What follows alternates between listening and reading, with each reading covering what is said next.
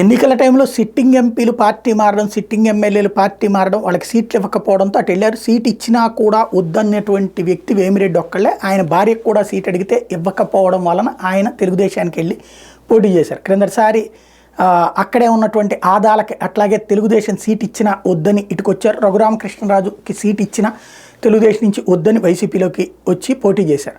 ఈ దఫా వేమిరెడ్డి ఆ రూట్లో నడిచింది. అది తప్పించి మిగతాదంతా సీట్లు ఇవ్వనటువంటి వాళ్ళు. అయితే ఇక్కడ కీలకమైనటువంటి అంశం ఎమ్మెల్సీలు. వంశీకృష్ణ యాదవ్ కావచ్చు, లేకపోతే రామచంద్రయ్య కావచ్చు, ఎమ్మెల్సీలుగా వాళ్ళకి అవకాశం ఇచ్చిన చివరిలో పార్టీ మారి ఇటు తెలుగుదేశం జనసేనల వైపుకి వచ్చారు. వాళ్ళది ఇప్పుడు అనర్హత వేటు నడుస్తోంది. ఇంకొక పక్కన రఘురాజు వాళ్ళ ఆవిడ పార్టీ మారింది. వాళ్ళ ఆవిడ పార్టీ మారింది కాబట్టి ఆయనకి అనర్హత వేటు వెయ్యాలని ఆయనేమో తెలివిగా తను వైసీపీలోనే ఉంటూ ఆ ఎమ్మెల్సీ పదవి అనుభవిస్తూ వాళ్ళ భార్యని అటు పంపించినటువంటి సందర్భంలో దాన్నే అనర్హత వేటు అంటూ అడిగినటువంటి నేపథ్యంలో వైసీపీ మా ఆవిడికి సరైన న్యాయం చేయలేదు కాబట్టి ఆవిడ వెళ్ళింది, నేనైతే ఇటే ఉన్నా, నన్ను వదులుకోవాలనుకుంటోంది అంటూ ఆరోపణ చేశారు.